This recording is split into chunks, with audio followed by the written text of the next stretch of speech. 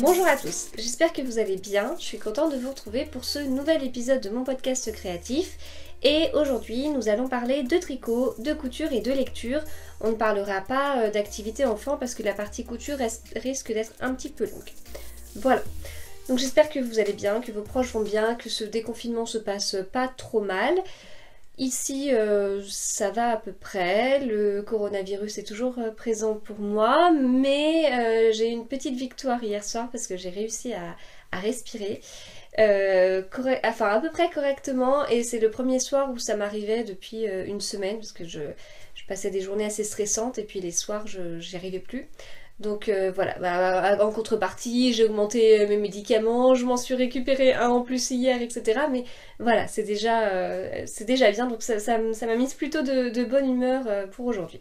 Donc si je détaille un petit peu plus le programme, donc dans la partie tricot, je vous parlerai d'un projet en cours. Je peux toujours pas vous montrer de projet fini parce que en fait le prochain projet fini ça va être mon poinsettia de Marie-Christine Lévesque, et en fait il est juste derrière l'iPad en train de sécher. C'est de la laine un peu épaisse puisque c'est de la DK, et voilà, c'est un petit peu long à sécher et il fait pas si chaud que ça en ce moment. Donc voilà, du coup pas de tricot terminé, par contre un en cours, un design que je suis en train de créer qui est le Lady D. Donc je vous parlerai un petit peu de son histoire et je vous montrerai le tout début. Je vous avoue que ça me stresse un petit peu de vous présenter ce projet, je me suis un peu mise la pression, donc j'espère que... j'espère qu'il vous plaira, vous me direz. Dans la partie couture, je vous parlerai d'un projet, en fait c'est la blouse l'impatiente de MLM Patron, mais que j'ai modifiée. Et cette modification, je l'ai appliquée sur 3 blouses, donc c'est 3 modifications, enfin c'est 3 blouses modifiées, mais en fait c'est la même modification. Donc je vous montrerai ça dans la partie couture, et je vous montrerai les modifications que j'ai faites aussi, qui sont très très simples, mais je vous détaillerai un petit peu parce que j'ai eu pas mal la question sur Instagram.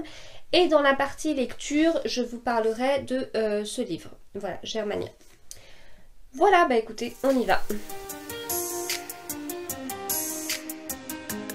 Donc tout d'abord, ce que je porte, eh bien je porte une blouse Aurore de ma petite garde-robe que j'ai cousue en jersey Lillestoff, c'est un jersey qui est vraiment bien agréable à porter. Il est tout doux à l'intérieur et tout, enfin j'aime beaucoup, voilà. Et puis là on est vraiment dans le style de tissu que j'aime, enfin le style de tissu que j'aime, voilà. Donc en temps normal je portais plutôt du noir quand j'achetais des choses dans le commerce, et dans les tissus je suis attirée par les fonds bleu marine avec des fleurs dessus, et s'il y a du rouge, alors là ça me plaît encore plus. Donc celui-là m'a été offert par Lillestoff, mais ils ont vraiment tapé dans le mille au niveau de l'imprimé, quoi. Voilà, donc la blouse Aurore, j'en ai fait plusieurs, j'en ai fait avec des manches, j'en ai fait sans manches. Elle est très, très sympa à faire et tout. Depuis, j'ai fait la blouse môme, et puis je trouve qu'il y a des petites ressemblances. Alors, c'est pas totalement pareil, mais il y a des petites ressemblances sur le fait, sur le nombre d'empiècements, etc. Mais voilà, très, très sympa, très simple à réaliser. Je ne peux que vous la conseiller. Voilà, on passe à la partie tricot. Alors, partie tricot. Donc, dans cette partie tricot, je vais vous parler du pull, Lady D, Lady Danton. Alors, donc si on fait un petit résumé, donc j'avais fait le gilet Lady Agatha, il est sorti au mois de mars, si je me trompe pas. Avec la période du confinement et puis le coronavirus, etc. Enfin, du coup, j'ai eu besoin de m'évader en tricot, et pour m'évader en tricot, je m'aperçois que la meilleure évasion, c'est de faire des calculs, de créer un nouveau modèle, de chercher des points, etc. Donc voilà, du coup, je me suis un petit peu mise dans cette bulle-là, parce que quand ça va pas, eh bien, j'ai du mal à tricoter et à lire en même temps. Quand j'ai eu là ces derniers temps, les soirs quand j'avais des soucis pour respirer, j'arrivais pas à lire en fait, ça me permettait pas assez j'avais besoin de concentration un minimum et j'y arrivais pas. Donc voilà, là j'avoue qu'avec les designs, j'ai vraiment j'ai tout ce qu'il me faut pour m'occuper entièrement l'esprit. Donc du coup, tout au début du confinement, je suis partie sur le gilet Lady Brioche qui est actuellement en test et qui sortira début juin. Ensuite, bah, je l'ai tricoté assez vite en fait, donc je me suis lancée dans le châle Lady Châtaigne, qui est actuellement en test et qui sortira fin juin. Et puis bah voilà, du coup faut continuer. Donc au départ quand j'avais créé le gilet Lady Agatha, j'avais cherché un nom. Lady Agatha ça m'avait paru assez... Enfin voilà, j'avais bien aimé mais j'avais pas du tout anticipé le fait que c'était la lettre A et que je continuerais comme ça. Et puis en fin de compte quand je me suis rendu compte que je pouvais faire cette suite logique, ça m'a plutôt plu. Ça me permet d'avoir un peu un sens à mes designs. Enfin bref, je fonctionne comme ça, donc voilà, donc du coup j'avais en tête le Lady D, j'avais en tête un certain design, je savais les laines que j'allais utiliser, etc. Et puis, donc il y a Ludivine de Arco Iriciane qui a mis des photos, des posts Instagram des chevaux pour préparer une nouvelle vente sur sa boutique Etsy. Et puis bah, j'ai beaucoup aimé ces écheveaux. Donc elle avait déjà fait, je sais plus exactement le nom, si c'était Lady Crowley ou enfin, mais bon, elle avait déjà sorti des écheveaux qui étaient vraiment sympas, que j'avais laissé passer, mais voilà, qui étaient très chouettes. Et puis bah là, voilà, elle enchaînait avec plusieurs coloris dans une collection comme ça d'Downton, donc en référence à la série Downton Abbey. Une série que j'aime beaucoup, que j'ai regardé la série 3 fois pour le moment, mais je pense que je peux être prête à me replonger à nouveau dans cette série tellement j'aime cette ambiance, etc. Et du coup, bah là, les écheveaux, enfin les couleurs m'attiraient vraiment. Donc au départ, elle avait montré Sibylle, j'étais partie sur Sibylle. Et puis quand j'ai vu le coloris Rose McClair, alors là... pour moi c'était bon quoi. Enfin, donc du coup, je sais plus quand est-ce que j'ai vu les écheveaux, mais dès que je les ai vus, en fait, j'ai commencé déjà moi à préparer à faire mes recherches pour des designs, etc. Quand il y a eu la vente, je me suis abonnée au compte à rebours sur Instagram. J'ai mis même une alarme sur mon téléphone pour pas les louper. Et puis voilà, du coup j'ai réussi à en avoir.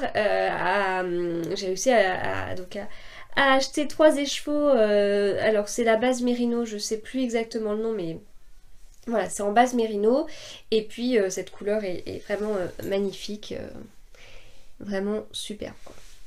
Superbe, et en plus, alors je sais, je vis pas dans un monde magique, mais j'ai l'impression qu'elle change quand même de couleur, en fait. Parce que quand je la tricote le soir, je vois pas du tout la même couleur. Alors je sais, la lumière est pas pareille et tout, mais c'est... Enfin, selon la lumière, et même dans la journée, ou selon où je suis et tout ça, ben je trouve que la couleur, elle est pas pareille à chaque fois. Voilà. Je ferme ma parenthèse de monde magique, mais voilà, j'aime beaucoup. Donc, voilà, je commençais à réfléchir à un design, surtout que j'avais cette histoire de Lady D, et puis bah, Lady Downton, ça prenait un sens, etc. Et donc, ce que j'avais en tête au départ pour le Lady D est passé en Lady E. Et puis, bah, comme j'ai commandé ces écheveaux en confinement avec les conséquences qu'on connaît sur les différentes expéditions et compagnie. Du coup, en attendant de recevoir les écheveaux, j'ai commencé à mettre en place mon Lady E. Donc j'ai pas tricoté beaucoup, hein, j'ai fait les côtes et puis 3 rangs. Et puis une fois que j'ai reçu les écheveaux pour faire mon Lady Downton, j'ai laissé mon Lady E de côté et puis je me suis mise au Lady Downton. Voilà. Donc j'ai commencé par faire mon échantillon, et puis une fois que mon échantillon était bon, je suis partie. Donc tout ça, ça s'est passé en fait en assez peu de jours. En gros, j'ai reçu mes écheveaux le jeudi midi, j'ai fait mon échantillon en rond. J'ai dû commencer à écrire les explications, à faire mes calculs en fonction de mon échantillon. Donc comme je vous dis, à chaque fois quand je fais mes calculs pour un design, je calcule sur toutes les tailles, etc. En même temps, comme ça, après j'y vais, je commence à écrire les explications et je tricote mes propres explications. Donc du coup j'ai fait tous mes calculs, etc. samedi. Et là en fait j'enregistre samedi d'après, et j'ai pas mal avancé parce que j'ai réussi à me mettre pas mal dedans.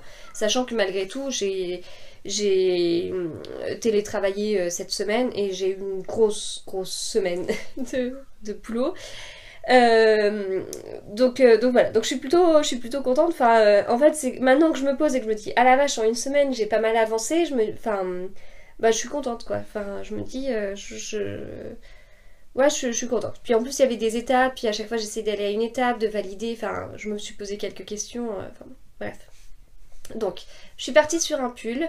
Je voulais un pull assez féminin parce que voilà, je suis partie sur un Lady Downton, comme je dis, ça prenait sens et tout. Puis au bout d'un moment, je me suis dit, avec ce nom, il risque d'y avoir quelques attentes entre guillemets. Enfin, c'est peut-être un peu prétentieux de partir sur ce nom-là, donc j'ai eu un peu peur aussi. Enfin, je me suis mise de la pression par rapport à ça. Donc j'ai essayé de faire un truc. Enfin, j'ai essayé de chercher au maximum ce qui me plaisait. Il y a des choses qui me plaisaient pas. J'ai tricoté, j'ai refait. Enfin, voilà. Donc au final, ça me plaît. Ça reste que mes goûts. Donc voilà. L'objectif est pas de plaire à la terre entière. Ce sera jamais possible. Donc j'ai fait vraiment selon ce que j'avais en tête, ce que je voulais. Et ce que je voulais, c'était un pull assez féminin. Donc pour moi, un pull féminin, c'est un pull qui est un peu cintré. Donc là j'en suis là justement en train de cintrer mon pull. Et puis de la dentelle. Voilà, de la dentelle mais sans que ce soit trop de la dentelle, que ce soit quand même un pull facile à porter, mais qu'il y ait de la dentelle et puis des petits détails que j'aime bien, enfin que j'avais mis notamment dans Lady Agatha. Et donc j'ai repris certains détails de Lady Agatha pour les mettre ici, mais dans un tricot différent quoi. Enfin voilà. Ce qui fait que je vais vous les montrer parce que c'est pas sûr que vous les auriez vus. Donc, pull qu'on commence par le haut, en raglan. On commence par le haut avec quelques rangs raccourcis pour creuser l'encolure du devant. Je vais pas réussir à bien vous montrer, mais bon, croyez-moi, il y a des rangs raccourcis. Au niveau des côtes, on est sur des côtes de torse. Voilà. Petit détail que j'avais bien aimé sur le Lady Agatha que j'ai ressorti, c'est un raglan avec des petites torsades. Voilà, pour quelque chose d'assez discret, mais ça ajoute un petit quelque chose. Pour... je vous dis, ça me stresse de vous le montrer. Je sais pas pourquoi je me suis mis une telle pression sur celui-là, mais bref. Donc, sur le devant, on a une petite dentelle comme ça. Donc là, c'est celle-là où j'ai pas mal travaillé dessus parce qu'elle me plaisait pas totalement. Donc voilà, au final, voilà la petite dentelle. Donc là, ça fonce un peu, mais ça s'améliorera au blocage et ne serait-ce qu'à l'essayage, c'est mieux. Et sur les manches, on a donc une dentelle comme ça qui sera sur toute la manche. Et donc l'idée c'est que là on retrouve, vous voyez, on retrouve un peu le bout de dentelle de là. Voilà. Donc pareil, bien évidemment, sur l'autre manche. Donc j'ai tricoté le haut jusqu'à la séparation corps et manche. Voilà, c'était une étape très importante. J'ai vraiment besoin de valider. C'est vrai qu'une fois que cette étape-là elle est faite, c'est déjà un gros truc de fait. Et puis ensuite je continue sur le corps, donc que je vais cintrer légèrement. Donc faut que c'est quelque chose que j'étudie quoi, parce que je tricote pas beaucoup de pulls ou de gilets cintrés. Les gilets en général de toute façon je les porte ouverts sur une blouse, donc voilà, en plus si c'est une blouse comme l'impatiente elle est pas du tout cintrée, donc je vais pas chercher moi-même à recintrer un gilet. Enfin voilà, je tricote souvent droit, mais voilà, là je voulais ça, donc je vais vraiment chercher, je pense que ça va être des essayages très réguliers pour vraiment réussir à bien faire, à cintrer comme il faut. Alors bon, ce sera certainement cintré sur mon corps, mais si je trouve le truc, je pense que je vous guiderai dans les explications pour cintrer au mieux pour vous, ou au contraire, vous pourrez le faire droit, enfin bref. Comme pour tout tricot, chacun est libre de faire ce qu'il veut, mais voilà, ça, je veux vraiment bien le faire. Et donc sur les côtés, j'ai mis cette petite dentelle qui vient reprendre celle-là en fait. Voilà. Donc après, je sais pas encore comment je vais le finir exactement en bas. Je me pose encore quelques questions. Et puis quelques questions sur les manches aussi, parce que c'est vrai qu'il y a quand même pas mal de dentelles, donc il faut que je vois, il faut que je valide si c'est bien ou pas, enfin... si ça fait pas des manches trop larges. Enfin bref, ça il faut que... J'ai encore 2-3 trucs à valider quoi, c'est pas... Mais voilà, du coup voilà le début. Voilà. Bon, n'hésitez pas à me dire ce que vous en pensez, hein. Bon, en tout cas, j'ai été assez contente d'avoir validé ces différentes étapes et puis voilà, j'ai fait un essayage tout de suite après la séparation du corps et des manches, mais en général, enfin, on monte des mailles en fait sous l'emmanchure et puis les mailles quand on les monte, bah, elles s'écartent un peu et tout, donc en fait, je l'ai validé, mais enfin, je l'ai validé au bout de un rang après la séparation du corps et des manches, un rang sur le corps, donc c'était pas assez, les mailles elles étaient pas encore bien mises, donc du coup j'ai tricoté tous ces rangs là, et puis hier soir du coup avant de me coucher, c'est là que j'ai mis sur les 2 aiguilles pour pouvoir l'essayer et bien valider la largeur et puis l'effet des raglans, etc. Voilà. Et donc c'était l'occasion de vous le montrer parce que comme je l'ai séparé, bah, j'ai mis tout sur 2 aiguilles circulaires et c'est quand même vachement plus simple pour vous montrer ce que ça donne. Et le dos, c'est un dos tout simple. Voilà, je voulais vraiment trouver quelque chose, enfin un équilibre entre c'est féminin, il y a des touches féminines, mais c'est pas trop non plus quoi. Enfin voilà.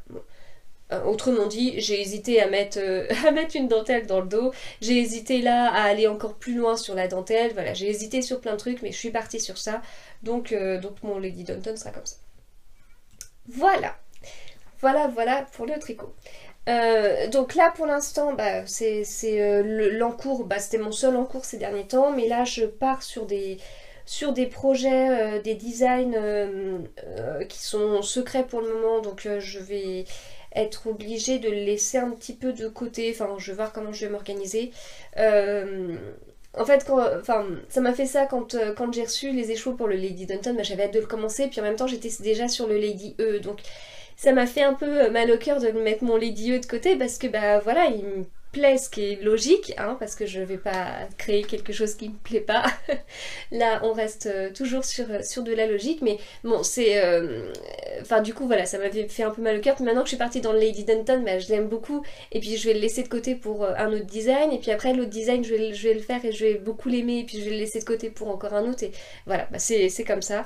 Mais c'est vrai que là, c'est peut-être plus difficile à gérer le multi en cours en fait. Voilà, surtout que la semaine dernière, enfin dans le dernier épisode, je vous avais dit que je ressortirais certainement des encours et tout ça. Et puis là, on est bah, une semaine après, concrètement, bah non, en fait, je vois même pas quand est-ce que je pourrais sortir mes encours, j'ai largement de quoi m'occuper. Voilà donc au niveau du tricot. Du coup, je vous propose de passer à la partie couture. Alors, partie couture. Donc, tout est parti du fait que j'aime beaucoup la blouse d'impatiente de MLM Patron, vous le savez. Faudrait que je compte un jour combien j'en ai faites.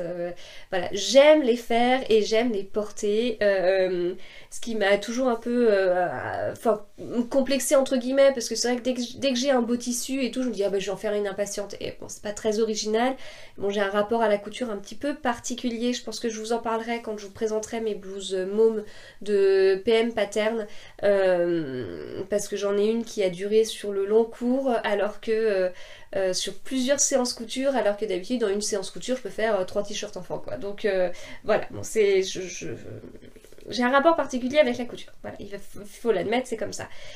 Mais malgré tout, j'ai eu envie d'innover un petit peu, toujours en partant de ce patron-là. Donc moi, ce que j'aime sur ce patron, c'est l'effet un peu blouson à ce niveau-là. Du coup, le bas permet d'être un peu large, ce qui permet de cacher quelques petits trucs qu'il y a à cacher. Au niveau des manches, bah, il y a plusieurs tailles de manches, des manches courtes, des manches 3/4, des manches longues.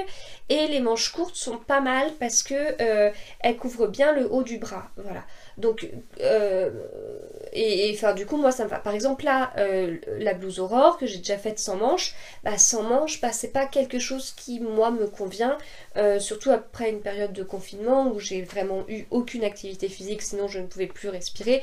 Et donc, et pour me remonter le moral, j'ai mangé quelques sucreries. Donc, j'ai pas trop envie de... Enfin, voilà, en ce moment, c'est pas c'est pas la zone que j'ai envie de montrer. Donc du coup, cette histoire d'impatiente avec des manches courtes mais un petit peu longues, c'est plutôt vers ça que j'ai envie d'aller pour cet été, pour les jours où je retournerai notamment au travail en présentiel quoi. Donc du coup voilà, il y a tous ces trucs là, puis en même temps c'est toujours les mêmes blouses, et puis j'avais envie de petits challenges, et puis j'ai envie de volants, et puis donc tout ça mélangé, ça a donné une impatiente avec un petit peu modifiée avec des volants en essayant de garder ce truc là. Alors j'ai réduit du coup la taille, ce que je vous disais que j'aimais bien que ça cachait un peu le bas du ventre parce que c'était un peu large, ça je l'ai réduit, mais en me basant sur le dos qui actuellement n'était de l'impatiente qui n'est pas froncé et qui en fait était déjà pas mal. Enfin on n'est pas sur un t-shirt moulant quoi, enfin on est quand même sur une blouse, donc voilà, c'est pas moulant.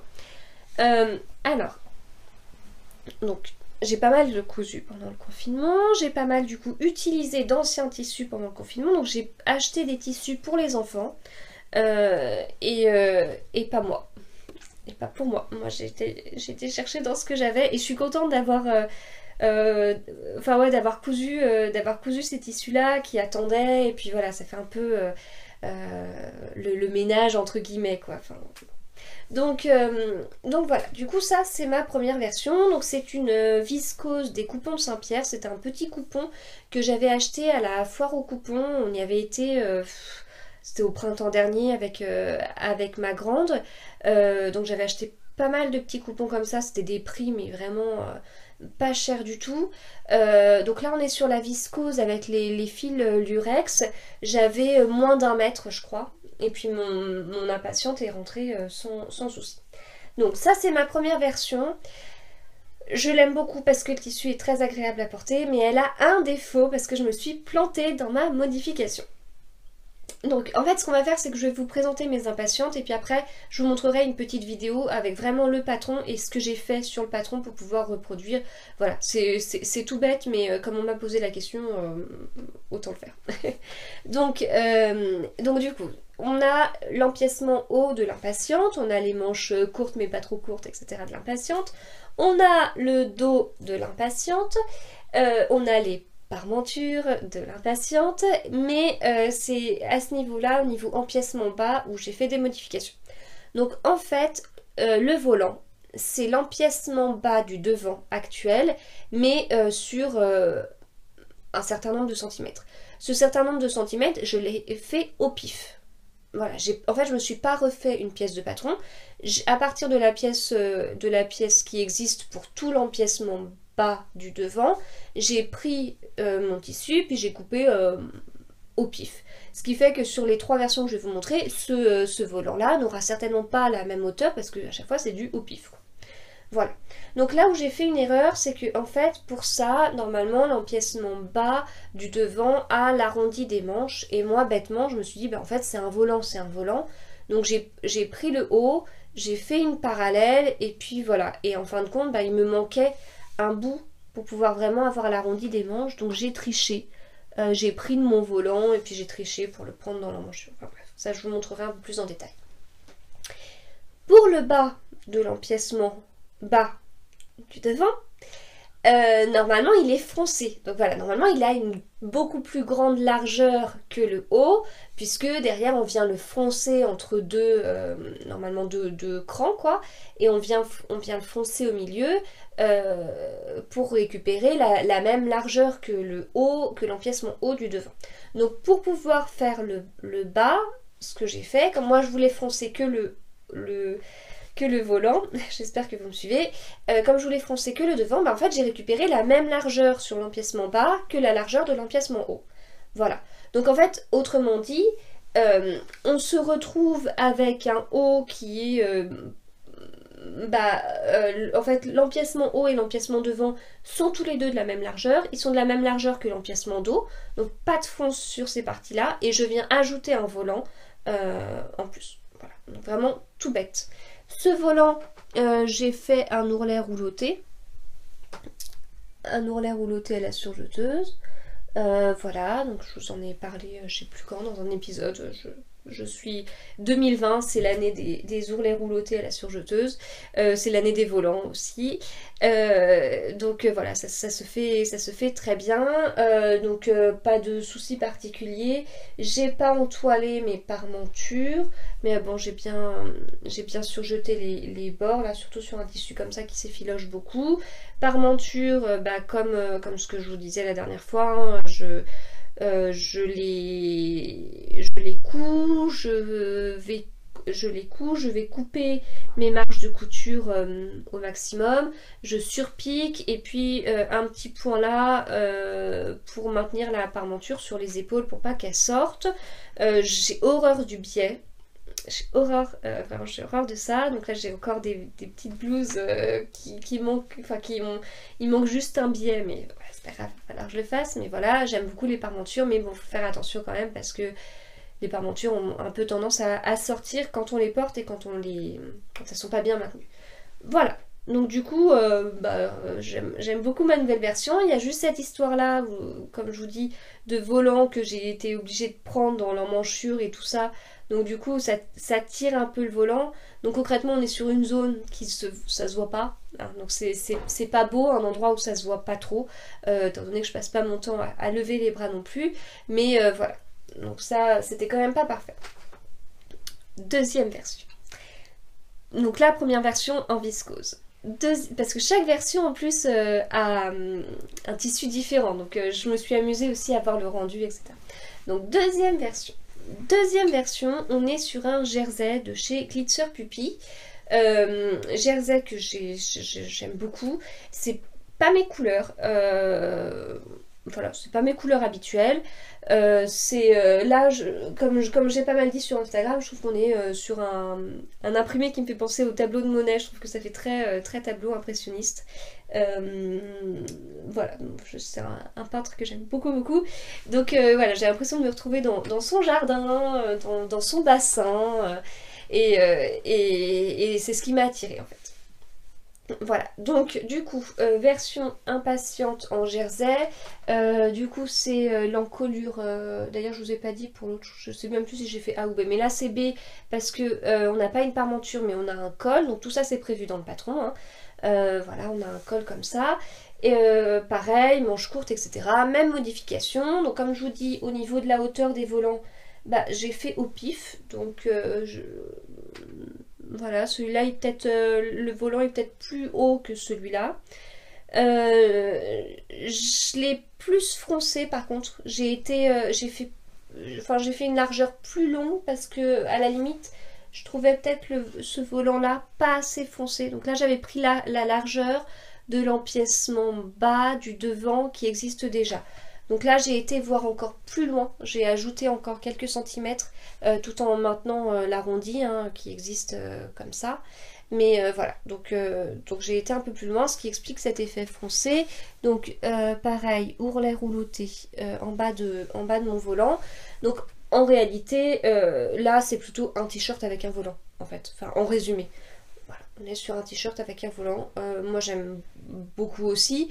Mais voilà, on est vraiment sur en fin de compte autre chose. Et c'est pour ça que j'aime bien répéter aussi ce patron. C'est que vraiment selon la matière, j'ai pas l'impression d'avoir la même blouse. Voilà, pour cette version-là. En réalité, c'est la troisième que j'ai réalisée. Parce que la deuxième que j'ai faite, elle a attendu très longtemps d'avoir un biais au col, la pauvre, mais c'est bon, elle a eu son biais. Et donc en fait, il s'agit d'une version en broderie anglaise. Alors, cette broderie anglaise, je l'avais achetée au Coupon de Saint-Pierre aussi pendant la foire au coupon de l'année dernière, là, la fameuse. Donc un petit bout de broderie anglaise pas cher du tout. Donc pour cette version, on est pareil, manches courtes, etc. Sauf que donc c'est la deuxième fois que je fais une impatiente en broderie anglaise. L'année dernière, j'en avais fait une à manches longues classique et j'avais vraiment étudié le truc de biais par monture, et j'étais arrivée à la conclusion que le biais c'est quand même ce que je préférais, c'est ce qui donnait le rendu le plus discret. Alors, j'avais vraiment fait des tests parce que j'en étais pas convaincue au début, et en plus ici, je trouve que sur cette broderie, mes cintres ils sont vraiment pas très jolis parce que j'ai plus de cintres, donc on va enlever. Mais en fait sur ce style de broderie anglaise qui est pas si ajourée, qui est pas si fine que ça, hein. En fait elle est quand même un petit peu épaisse. Je trouve que le biais est encore plus justifié parce que vraiment ça se voit pas vraiment au travers en fait. Sur les broderies un peu plus fines, et justement c'était le cas dans mon impatiente de l'année dernière, j'ai vraiment regardé parce que en fait le biais, on est sur quelque chose de fin, mais en réalité ça se voit beaucoup plus. Enfin, en gros pour moi il y a deux choix. Soit on a un biais sur très peu de largeur mais qui se voit, soit on est sur une parmenture du coup avec plus de largeur, et derrière cette parmenture se voit moins mais sur plus de centimètres. Voilà. Qu'est-ce qu'on préfère? Donc sur cette broderie anglaise plus épaisse, le biais, c'est clair que oui. Et même j'avais fait le même choix sur une broderie anglaise plus fine. Voilà. Donc voilà, c'est se dire le col se voit. En même temps c'est pris avec la surpiqûre, etc. Donc voilà, cette surpiqûre là elle est en double épaisseur quelque part, donc ça fait plus épais, ça se voit au travers, ça fait un truc blanc, ok c'est pas grave. Et puis après on a sinon la parmenture, c'était un peu trop grossier pour moi. Bon, c'est un avis personnel, mais le problème c'est qu'il faut mettre un biais, et que moi les biais, c'est pénible quoi. C'est pénible parce que faut trouver la bonne tension et tout. Puis en plus là quand j'ai fait, j'ai pas mal tiré, un peu comme quand je fais mes cols en jersey où j'ai pas particulièrement de soucis. Donc j'ai tiré comme ça, puis une fois que je l'ai fini, j'ai dit oh la vache ça va pas. Puis en fait un coup de repassage et enfin pour moi il est nickel selon mes critères. Voilà, une couturière dirait ça va pas, mais en tout cas ça rebique pas, enfin ça va quoi. J'en ai fait des pires que ça. Voilà, là au niveau du volant, j'ai fait comme la première version au niveau de la hauteur, au niveau de la largeur, pardon. Donc pas tant de fronce que ça. Ourlet rouloté aussi en bas. Et alors les ourlets roulotés sur de la broderie anglaise, mais c'est une nouvelle passion je crois. Je trouve ça trop beau. Déjà la broderie anglaise j'adore. Et en plus il en existe tellement que je pense que on peut se mettre à fond dans la broderie anglaise, on n'aurait jamais exactement la même blouse, etc. Donc voilà. Donc celui-là on l'a pas encore pris en photo, je vous l'ai pas encore montré. Ce sera peut-être déjà en post avant que mon épisode sorte, mais j'ai hâte avec un jean, une ceinture et tout. Voilà. Je vous dis, j'ai une passion pour la broderie anglaise. Donc on reste sur quelque chose de très simple, hein. Enfin, faut pas croire que je commence à faire des trucs compliqués en couture, mais voilà, on reste sur quelque chose de très simple, et puis voilà, c'est une petite modification d'un patron que j'aime beaucoup. Voilà, donc du coup là je vous mets une petite vidéo en partant vraiment des planches, des différentes pièces papier du PDF de l'impatiente, pour vous montrer comment j'ai plié, comment j'ai fait mes petits arrangements. Voilà, et on se retrouve juste après pour la partie lecture. Alors pour le devant, vous avez l'empiècement devant avec l'encolure A, l'empiècement devant avec l'encolure B. L'encolure B est plus échancrée que l'encolure A. Voilà, donc vous choisissez celle que vous voulez. Puis une fois que vous l'avez choisie, vous avez votre empiècement bas du devant qui est celui avec des fronces. Donc normalement, comme il est foncé, c'est logique qu'il soit plus long que ce qu'on a ici sur l'empiècement haut, parce que en fait les deux repères vont se mettre ici et tout là, eh bien on fonce. Voilà. D'ailleurs moi dans les dernières versions d'impatiente, je note plus ça pour les fonces, mais je viens foncer beaucoup plus loin en fait. Enfin on m'avait posé la question, donc voilà. Donc ici, dans la version que j'ai modifiée, du coup, je viens rajouter une nouvelle pièce qui est mon volant. Donc pour pouvoir faire mon volant, en fait, je viens prendre une certaine hauteur de volant. Donc comme je vous ai dit, c'est vraiment au pif selon le tissu que je coupe. Donc voilà, une certaine hauteur de volant. Et cette hauteur de volant, on la reporte de là et là.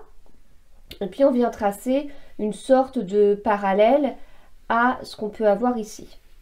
Voilà, et donc là, ça nous fait la pièce du volant en fait. La pièce du volant, c'est juste la pièce de l'empiècement bas où on vient prendre un certain nombre de centimètres, ça peut être 5, 8 cm, à vous de voir.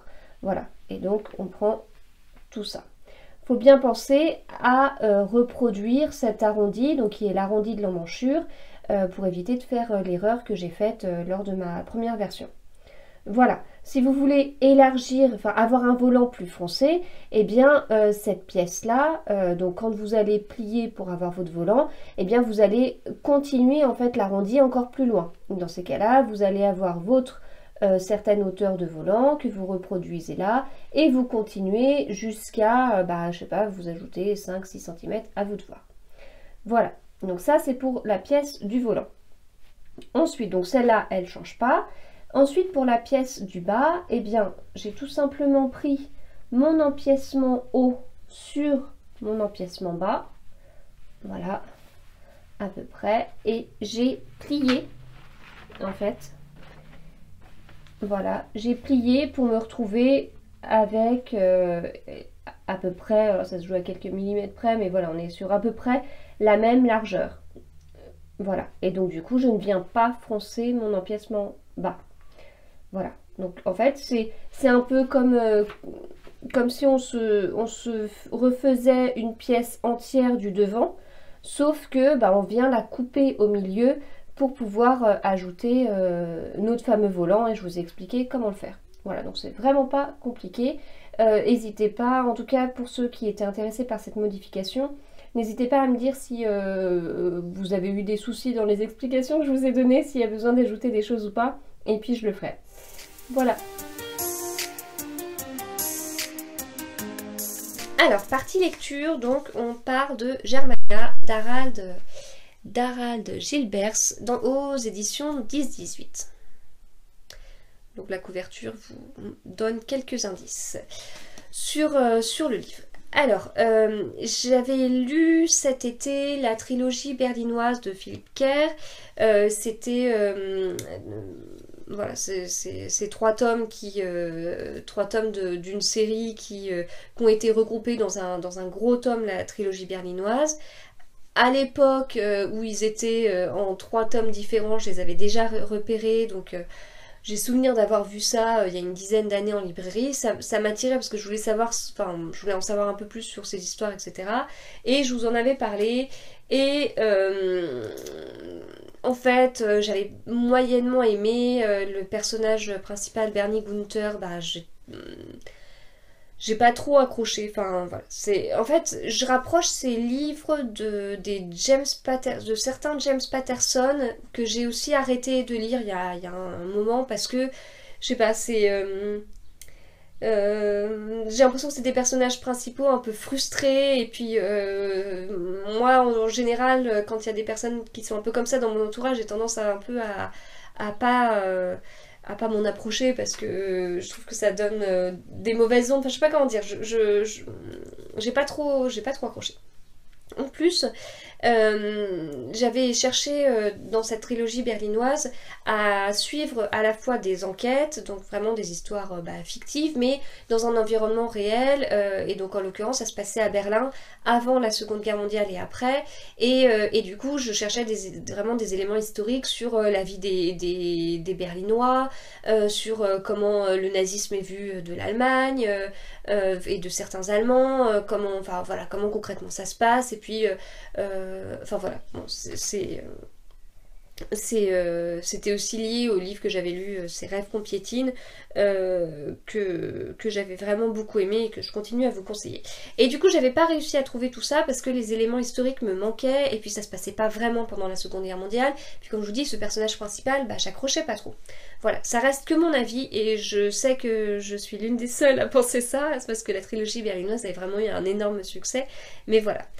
Donc j'ai voulu retenter l'expérience avec toujours ces mêmes attentes, et dans ce livre-là, et donc du coup j'ai ajouté une attente dans ce livre, c'est que non seulement je voulais que ça remplisse ces critères quelque part, et en plus j'avais peur que ça ressemble trop à la trilogie berlinoise. J'ai quand même été, notamment parce que quand je l'avais acheté, j'avais vu que le suivant en fait, parce que c'est pareil, on a un détective qu'on retrouve dans une histoire après, et le suivant avait eu genre un prix du polar historique, donc ça m'avait encore plus attiré. Je me dis ah, peut-être que là on est pas mal.